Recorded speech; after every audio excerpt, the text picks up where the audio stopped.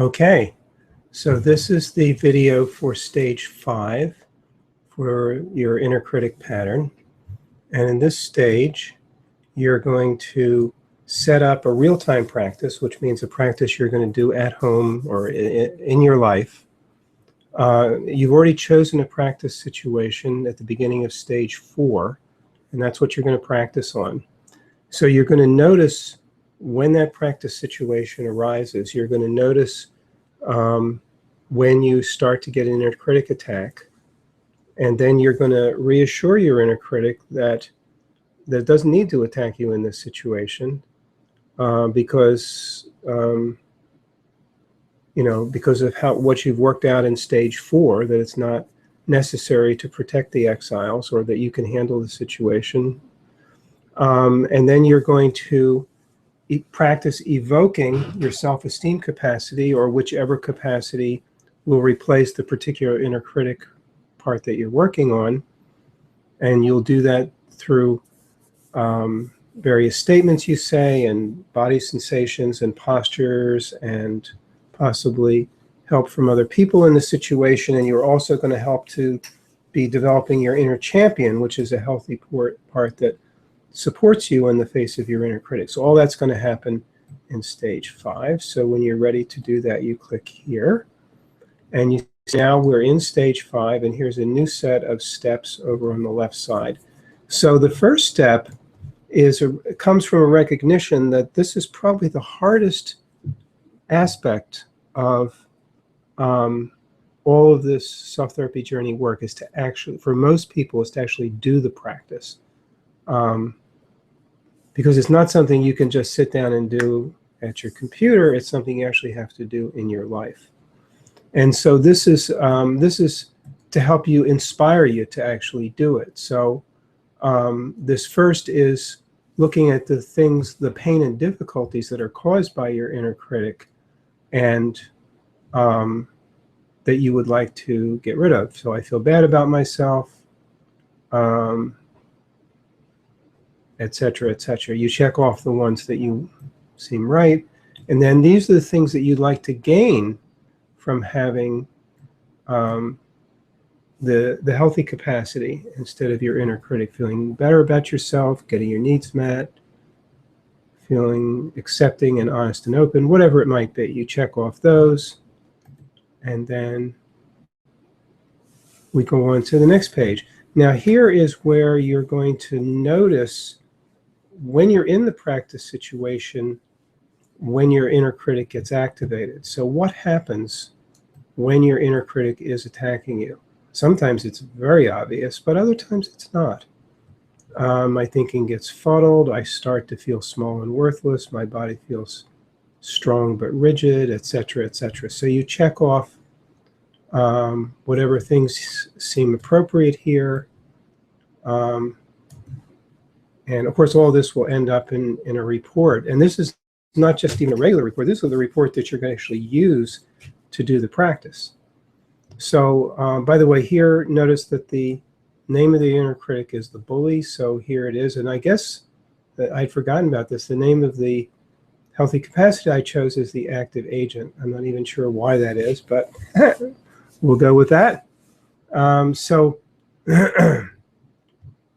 So here's some statements that you might choose to say to your inner critic at the time that it's actually attacking you, to remind it that it doesn't really need to attack you to protect you from whatever it thinks it's protecting you from. They aren't trying to judge me right now. I can choose to listen to others without being demeaned. That person is just trying to get their needs met, and so on. You can choose whichever ones of these, and there's a lot of them, that you think might be helpful to reassure your inner critic. And of course, you can always add your own, as many as you want. And then if there's things that you might want to say to it that will let it know that you can handle the challenges that might arise if it doesn't attack you and its worst fears happen, that somebody rejects you or something else happens. So here you check off those.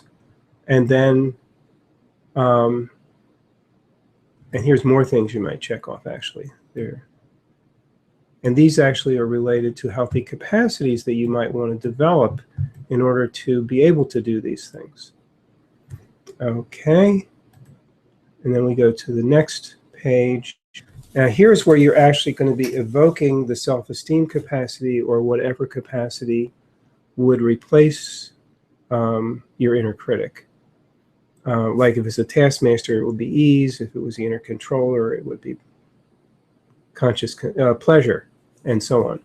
So here's some statements that you can use to help evoke the healthy capacity. I have the right to decide what actions to take for my happiness. What I have to say is important. I am strong, grounded, and intelligent. I'll check that one off, and so on. And then you can also choose to help evoke this healthy capacity through your body, through how you sit, how you move, the body sensations that you bring up. So here, joy in my heart, deep breathing, a straight spine, sense of personal agency, standing tall. So you check off whichever of those will help you to activate or evoke the self-esteem capacity, or whichever capacity you want to evoke. Then the other possibility is that if there happened to be someone, or even more than one person, in your practice situation who might be willing and able to help you with this practice, there might not be. You know, maybe it's just with your boss or your spouse or whatever. But of course, your boss or your spouse might actually be able to help you, more likely your spouse. But in any case, if there's somebody in the practice situation who you trust, who you could tell about this, who could actually help you to activate your self-esteem, then you can write down who they are and then you talk to them beforehand and let them know what you want from them to help you, and then also what you don't want from them. So all of that you can do, and if there isn't anybody, you just leave that blank. Now, you've already read that article on the inner champion. So now there's 3 pages on developing your inner champion, and in this case, it's developing your self-esteem inner champion. If it's one of the others, you'd be developing your ease inner champion, or some other kind of inner champion.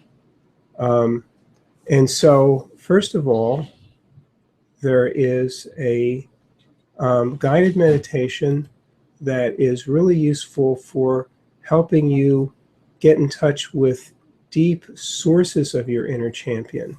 And this helps you to go back into situations from your past where you've been supported or championed by people, or evoking figures from fiction or myth or famous people who you'd like to have as kind of templates for your inner champion. So there's a guided meditation to help you do that, and then you can take notes afterwards. We'll close this. This brings us back here. That's true for those. That's one guided meditation for any type of inner champion. And now there's some stuff to help you specifically develop your self-esteem inner champion. So first of all, you can choose a name for it. Here's a bunch of names, or add your own. And then the next page, you can choose an image for what this inner champion, what it looks like. Have I checked any of these off? I guess not. Okay. Well, let me check this one off. And of course, as with all of these, you can find your own images or type a description of the image. And then the inner champion statements that you would like to hear from your inner champion. And you check, well, you are competent, you do excellent work, you're a good person, you're lovable, you deserve to be happy. Check off any of these that you would really like to hear from your inner champion. And then there's a guided meditation that's specifically aimed at helping you to activate your self-esteem inner champion. So you click here, and here's the meditation. And as usual, of course, there's also the text of the meditation if you want to do it that way, or you can click this to remind yourself that you like to do it in the future. Okay, so So now getting back to here, we've now come down, we've done the 3 inner champion pages, and now here's your report. Except this is, instead of just calling this the report, I'm actually calling this your practice plan, because this is now the plan that you, based on everything you've filled out and all the notes you've taken, any journaling you've done, this is the plan that you're going to use to help you actually do the practice. So here's all the different aspects of it. And you can use the plan depending on the practice situation. Like some practice situations, you can actually stop in the middle of the situation and look at your plan and, you know, and then put it into action. In other cases, the practice situation might be when you're in the middle of talking to somebody, and so you can't stop and look at your plan then. So in that case, you'd probably want to look at it beforehand so that you're kind of prepared. Or if neither of those work, you might want to just look at it as soon after the practice situation as you can to see what you might have done in the situation. Anyway, all the options for doing this are explained in this next page, which is the instructions for doing the practice. So it so you get some ideas of what the new behavior, and in this case with the inner critic, it's not so much new behavior, it's new thoughts and feelings, but what you'd like to think and feel, what you don't want. And then there's a whole section here on working with a buddy, and this is very helpful for most people.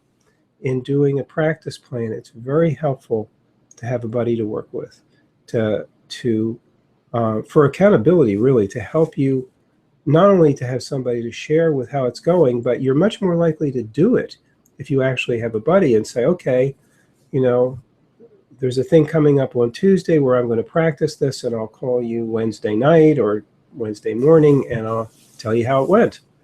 Or the next time it comes up, I'll email you, we'll set up a time, and we'll talk about it. You're much more likely to do it if you know that there's somebody there who's rooting for you, who's interested in you, and who you're going to be talking to. And so anyway, here's more details about how to actually do the practice. So read all those read all that very carefully. It's well laid out. And then there are also tracking pages for helping you to track your practice.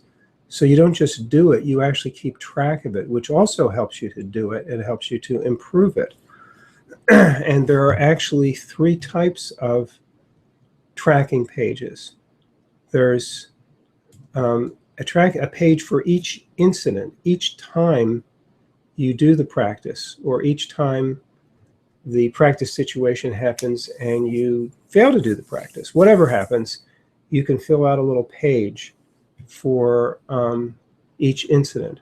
And then to help you track it, it's very good at the end of the day or the beginning of the day, whenever you want, to kind of reflect over the day and see, you know, did I do the practice? Did I do it multiple times? How did it go? So there's a daily tracking page.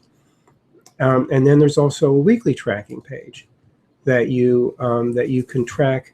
So each week you pull up this page and you reflect on what the week's been like in terms of doing the practice, and how did it go, and how well did it work, and are there any changes you want to make in the next week in doing the practice, and so on.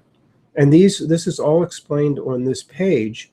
But when you're actually doing the tracking, you're not going to be here in stage 5. When you're actually doing the tracking, you're going to be logging into Self-Therapy Journey at some point during the week. And so you'll go to your dashboard, and your dashboard, so actually let me show you. So here's the dashboard. So if you log into the dashboard, you see here's my practice pages. And so you would find, in this case, the inner critic, self-esteem combination. And you can click here if you didn't, this is actually your practice plan. You can click there and see it. And then here are the links to those 3 types of pages. So here's the incident tracking page. And that's going to be related to a particular time. So I think I'll go to one that I've already filled out. You can also, so, oh, I didn't fill it out. So here's the incident, the trigger, the statement you said, what did you do to, well, so here's, you just fill in these different, you won't necessarily fill in all of them, you'll fill whichever ones are appropriate, and then close. And then there's a daily tracking page, which is completely different than the incident tracking page. So don't feel like if you've done one, you shouldn't do the other. So this is a different set of questions on your daily tracking page, and the same for the weekly tracking page. And if you want to look over the tracking instructions, whoops, that's intimacy, it's up here, self-esteem, you can click on that. That's what we already looked at from this page in stage 5. Okay, now we'll go on to the next page, and now this is the last page in stage 5. This is the interlude, and here now you get to fill in some things about how you've actually did. First of all, are you going to do the practice? And if so, are you going to do it just loosely and intuitively, or are you going to really track things carefully the way I've set it up for you? You can do it however you want. Are you planning to use a buddy? If so, who will be your buddy? Are you planning to use the practice pages and blah, blah, blah. So there's a bunch of things to fill out to help you really get started. And then, of course, you actually have to do it. Okay, so that is now the end of stage 5, and that is the end of this video.